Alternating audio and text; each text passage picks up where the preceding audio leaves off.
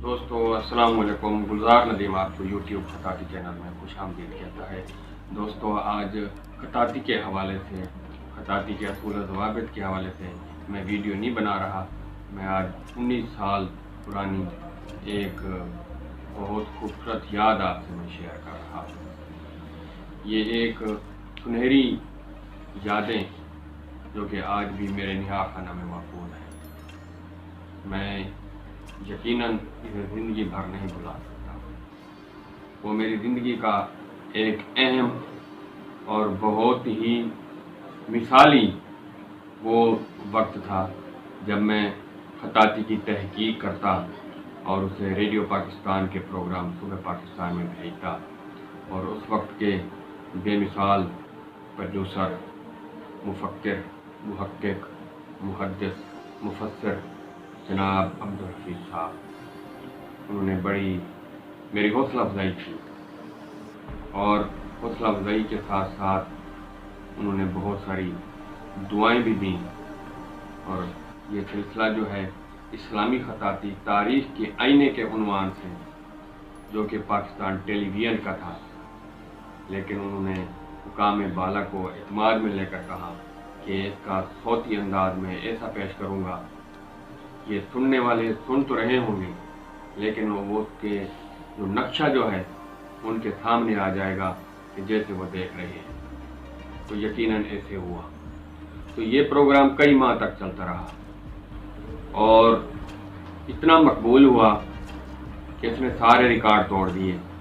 और वैसे भी ये सुबह पाकिस्तान 8 से 9 साल तक रहा और दुनिया की हिस्ट्री में कम अज़ कम मुख्तसर प्रोग्राम और कम अज़ कम दौरानिए का कि तकरीबन 10 से 15 सेगमेंट और वो भी मालूमाती, ये सिर्फ़ और सिर्फ एक क्रिएटिव माइंड रखने वाला और आला तलीम याफ्ता, बाशऊर, मुदब्बिर और मुफक्किर आदमी कर सकता है। और यकीनन ये जनाब अब्दुल हफीज़ मरहूम व मग़फ़ूर रहमतुल्लाह अलैह जो आज हम में नहीं हैं, ये उनका कारनामा था। तो मैंने वक्तन फ़वक्तन कुछ रिकॉर्डिंग्स की हुई थी, तो ये रिकॉर्डिंग्स मैंने अपने पास संभाल कर रखी हुई थी। तो अब इस मौके पर मैंने जब यूट्यूब चैनल बनाया है तो मैंने सोचा कि इसको वक्तन फ़वक्तन जितनी भी मेरी रिकॉर्डिंग्स हैं मैं अपने व्यूअर्स तक पहुंचाऊं। और इस रिकॉर्डिंग है तो ऑडियो, लेकिन ऑडियो के साथ जहां खताती का जिक्र आता है और उसकी पस मंज़र और पेश मंज़र का जिक्र आता है, जहाँ उसकी माजी, हाल और मुस्तकबिल का जिक्र आता है, वहाँ उन खतूत के जो अनवा हैं वो भी साथ साथ आपको नज़र आएंगे। तो इस मौके पर एक इंटरव्यू में जनाब अब्दुल हफीज़ साहब ने कहा था, जो कि आप इसे सुने। ये बहावलपुर का एक इलाका है, मौजा मंगवानी, मुझे याद है। वहाँ एक बहुत अच्छे मुसव्विर और ख़त्तात हैं, और अगर मैं ये कहूँ तो उनसे बाद में मेरी एक राब्ता भी रहा। वो इंसाइक्लोपीडिया हैं ये खत्ताती के हवाले से, खत्तातून के हवाले से, जो खत्ताती करते हैं लोग उनके हवाले से, जो बड़े असातिज़ा हैं खत्ताती के। उन्होंने मुझे एक स्क्रिप्ट भेजा, उनसे कोई तारुफ नहीं था, हमारे लिसनर थे। तो उन्होंने एक स्क्रिप्ट भेजा जी कि ये खत्ताती के हवाले से आप। अच्छा, इत्तेफाक से क्योंकि मेरे वालिद मोहतरम वो भी खत्तात थे, तो मुझे भी मेरे जीन्स में था खत्ताती का एक शौक़ जो है।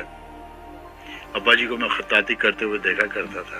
मैंने कहा आप इसका मज़ीद मुझे कुछ स्क्रिप्ट भेजें ताकि मैं कम से कम 1 से मई 13 प्रोग्राम, तो ये वीकली प्रोग्राम था। उन्होंने मुझे स्क्रिप्ट भेजना शुरू, स्क्रिप्ट ज़्यादा था, पॉपुलैरिटी उसकी बढ़ गई, तो ये फिर 3 से मई प्रोग्राम नश्र किया जी।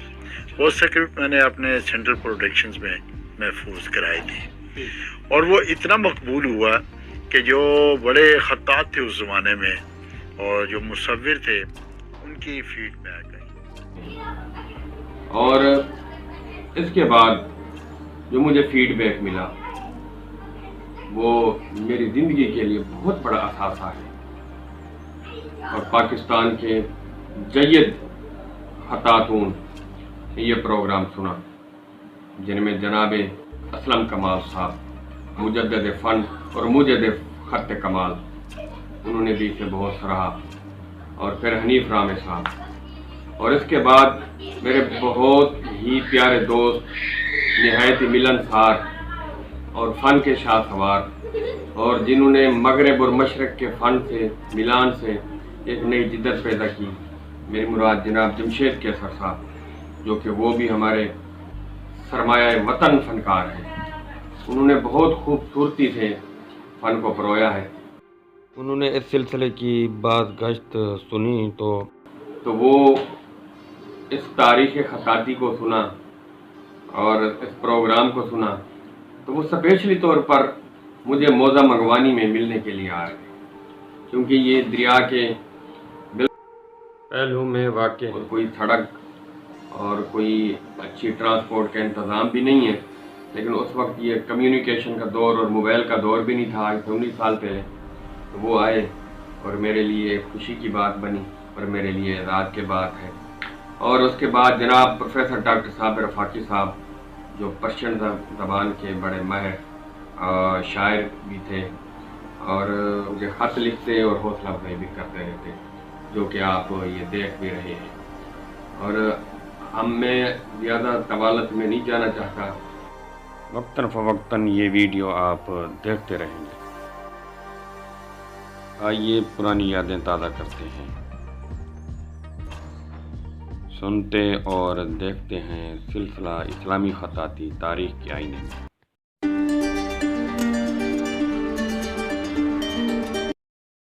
آپ کو سنواتے ہیں گلزار حسین ندیم نے جو ریسرچ ورک آپ کے لیے پیش آیا ہے، جس کی دوسری قسط جو ہے وہ قریب الختم ہے اور تیسری قسط کا ہم انتظار کر رہے ہیں، اسلامی خطاطی تاریخ کے آئینے میں۔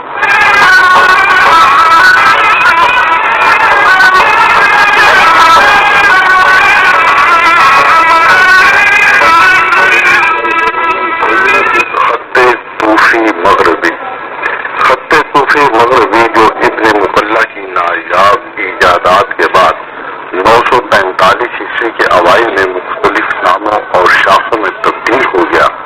کوفی مغربی طرز کی اقسام اس طرح ہیں: قیروانی اندلسی، قرطبی، فارسی، تونسی، جزائری اور سودانی۔